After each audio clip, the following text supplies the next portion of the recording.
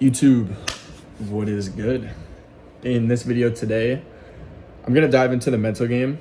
I'm gonna take you guys through a document I just created for the Virtual Academy Plus, which is my online coaching offer, and gonna try to give as much insight as possible. So with that said, I'm just gonna jump right into it. What I have in front of me is the entire document that I just created. So a lot of different aspects to this. I'll kind of start off with just why this exists in general, why I think the mental game is so important. Go into my story a little bit, and then from there just give some perspective shifts, some ways of living that I think every hooper and really every human in general should adopt. Some daily habits, how the training that we do emphasizes this, and then just go from there, get into some book recommendations, a little bit on my perspective of God, and then just the simplest version of all of this in order to wrap it up. So first off, I'm super excited to get this video out. I still haven't found a good flow when it comes to the YouTube stuff. And I honestly think that this is the best way to tackle it, is just to take the things that I'm actively working on and to turn them into a video. So that's exactly what I'm gonna do. I'm gonna try to keep it super raw and probably not make a single cut, make this kind of like a podcast type video where it's probably going to be pretty imperfect, but that is the goal, especially as we're talking about the mental game. So yeah, to get into it, just going to take you guys again through the document, kind of read off some stuff from my laptop, which is why I will not be looking at the camera much. But number one, why this exists. So of course, the mental game is a huge aspect of development. It's something that's super underutilized, super underrated. I feel like a lot of players, including myself, up until recently, just don't put a very big emphasis on training the mind, which is honestly really crazy to me, because if you think about, some of our biggest rate limiters, at least for, again, myself, for a lot of the athletes that I know, confidence is one of the biggest ones. And one of the easiest ways to build confidence, besides putting in the work, is reframing your perspective on what confidence is and practicing, the things that are going to allow you to instill confidence within yourself. So if you're anything like me, a lot of these things are going to sound familiar. Overthinking, living in your head, putting pressure on yourself to be perfect, having confidence, in practice, in training sessions, but then this confidence evaporates come game time. Letting one bad game turn into multiple, kind of, experiencing that snowball effect to where, all right, I have a bad game, that leads to a bad practice, into another bad game, and then you just kind of feel stuck. I've dealt with that countless times throughout my career. And then I'd say, honestly, the biggest one is just not knowing who you are outside of the game of basketball, which is something that this document will kind of dive into. So just for, some insight on my journey, on my career, really my life in general, I have honestly struggled with this a lot throughout, again, my journey, throughout my career.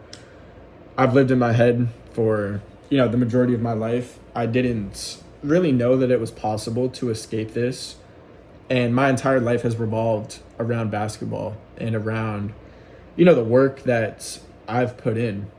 And I think that if I would have been introduced to these concepts a little bit sooner, my, entire career would have went just a lot better. I feel that I would have gotten further. I would have performed a lot better. And I'm grateful that I didn't, because now I get to teach, all of the things that I learned through my failures, through my experiences. But there was a point where it was honestly really bad, especially come my college years. I just really, really struggled. And a lot of it, again, just had to do with that feeling of I need to be perfect. I need to perform up to this perfect standard that I've set for myself. And it resulted in, a lot of really, really low points, because when you set the bar here and you only reach, here, but you still put that pressure on yourself to always be up here, you're never going to be satisfied. And of course, like, that feeling of not being satisfied is what drives a lot of people. But I think there needs to be a better balance for all of us. And I know that in my case, there definitely could have been. So in terms of like just general perspective shifts, some different things that I wrote about in here. Number one, nothing is that important. We all seem to think that our lives, that our careers are the most important thing. And in reality, we live on a floating rock. There is so much more to life than basketball. And at the end of the day, no one is really thinking about you. No one really cares that much about your basketball career, which is another thing that allows, or rather that forces a lot of us to put pressure on ourselves, is that worry of like, I not only need to perform for myself, but I need to live up to the standards and expectations that others are putting on me. And in reality, while that may be a factor, it's probably not as big of a factor as you seem to make it up here. So I think that's a super important one. Number two, just the fact that your entire life is right now. And a lot of players have the habit of dwelling on past games, past experiences, past performances. And for other players, it's worrying about the future. It's worrying about, I need to get to college. I need to reach my full potential. I need to do all of these things down the road. But I promise you, if you reframe this and you just focus on the present moment, you focus on, the task at hand, the day at hand, etc., this is going to relieve so much pressure. And it's just going to allow you to enjoy the process even more. Number three, you are so much more than your mind. You do not have to listen to everything up here. And in reality, a lot of the things that your mind is telling you are just complete bullshit. Like, for the majority of my life, have lived in a very anxious and, again, overthinking type of state. And when I really reflect on it, especially as I grow up and mature a little bit, I've come to realize that the majority of the things I was worried about, the majority of the things that I was anxious about were just not at all, actual valid things to just be, for lack of a better way to explain this, to be anxious about. Like, I was worried about all of this shit that didn't matter, and I was allowing my mind to make these things seem like reality when in reality they aren't. So from there, I'd say I also have, some other ones written down, but I'd say the biggest one from here, and then I'll move on to the next section, is that the process is forever. Like, if you can focus on stacking days rather than always focusing on the outcome, again, the pressure is going to be relieved. The journey is going to be more enjoyable, and it's just such a better way to live. Like, if you're focused on, again, the present moment, the day at hand, you are inherently going to live a happier life, because all that matters is, the current moment that you're living. Nothing else exists. I really want to instill that. Like, yesterday is yesterday. It's gone. Tomorrow is tomorrow. It is not currently here. The present moment, however, is, and it's really all that we should be focused on.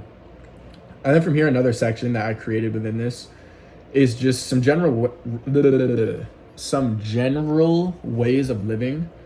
So not necessarily habits and, practices, but more so just states of mind to currently be striving to live in. So number one, just living in a meditative state. Again, understanding that you are more than your mind, and that you can consistently practice quieting it and, sitting in silence, reframing negative thoughts, just overall living in a state where you're focused on something other than what you're thinking about. So this could be putting presence into your body, into the conversation that you're having, into whatever experience that you're living, just focusing on something rather than, again, everything that's up here, which is what a lot of people struggle with. Number two is just doing difficult things and doing them with intention. So constantly trying to raise the bar on the amount of discomfort that you're able to handle, and just seeking these out every single day. This could be as simple as not pulling out your phone on your walk to work. This could be pushing yourself to, your absolute greatest abilities within your workouts, embracing failure, embracing discomfort. Again, there's so many different ways to do this, but just as a general rule of thumb, seek out something that makes you uncomfortable every single day. And then number 3, just finding ways to gamify your life. So this could be as simple as setting goals, setting up habit trackers, just finding ways to add slight competition and slight just gamification into everything you do. And just always, again, finding ways to reach that next level, to gamify your workouts, your schoolwork, your, anything. Again, the boundaries here are really endless. And then from here, I just get into some daily habits. I'm not going to expand on these too much, but things like journaling, meditation, reading, talking about, the things that you struggle with when it comes to the mental game, and just constantly expanding on your perspective by consuming, things from people who are ahead of you, things from people who know more than you do. And then again, just consistently talking about this, consistently. Are you on a call? Nah, I'm recording a video. You want to say hi? Yeah, sure. Just talking about the mental game, Stop video. Dude, did you find my wallet? No. How the fuck was it sitting there? Where was it It sitting? was sitting on the hood of his jacket in the kitchen. I haven't had that shit in over a month. And he thought it got stolen at What? Like, Jackson must have put it up there. Got Yeah. pissed because he lost all of his cash, didn't have an ID. He just turned 21, had to change all of his card numbers because he thought it got stolen. Shit. And it was just sitting right there in the kitchen. That's Talk crazy. about mental game.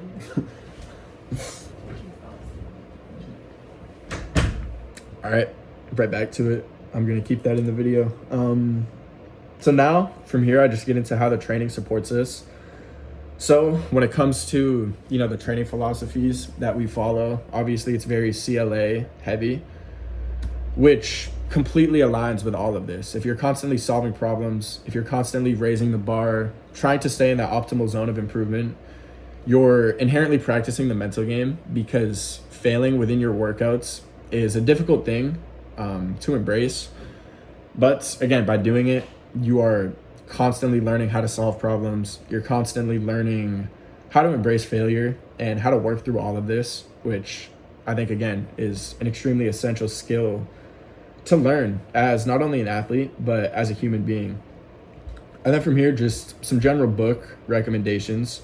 Number 1, Atomic Habits. Number 2, The Power of Now. Number 3, The War of Art.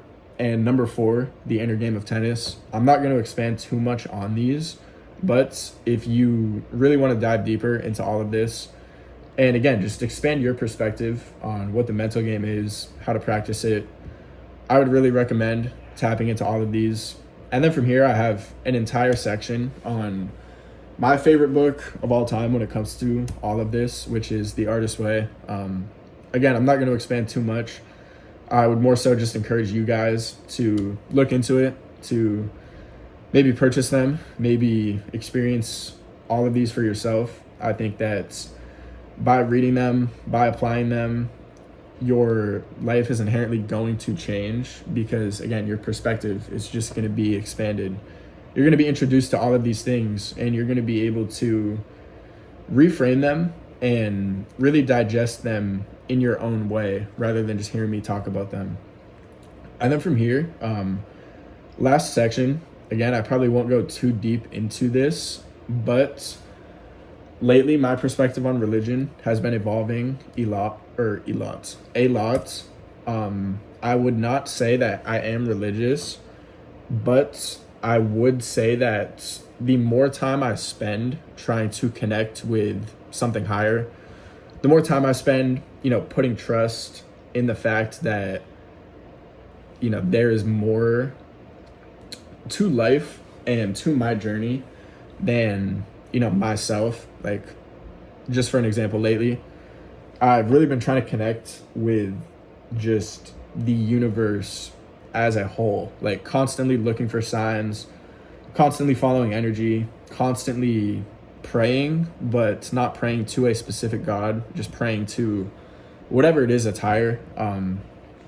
Ever since I really started doing these things consistently, I've felt just more of a presence and more of an energy in my life that has really guided me into making decisions and just making choices that I think have really moved the needle. And it's also just led me to an incredible amount of inspiration in my day-to-day life. So I'm not going to talk too deeply on this because I think my perspective is going to, continue to evolve. I don't want to sit here and, say that there's a correct way to do this or that you need to follow any specific religion, because I just don't think that's the case.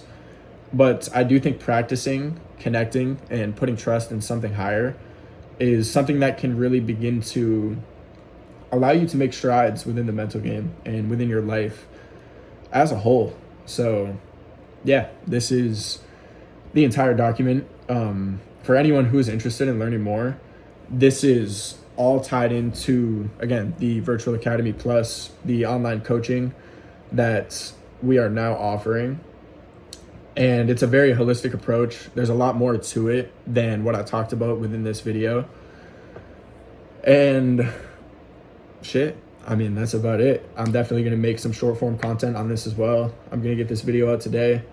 So if anyone has any questions, if anyone has any feedback, really anything that, this video led them to, feel free to hit me up. Let me know. I would love to hear more about your guys' stories and just talk about the mental game as a whole. Again, I think that communicating about it and putting these thoughts out there is the best way to expand. So the more you can do it, the more you're going to evolve and the easier all of this is going to become.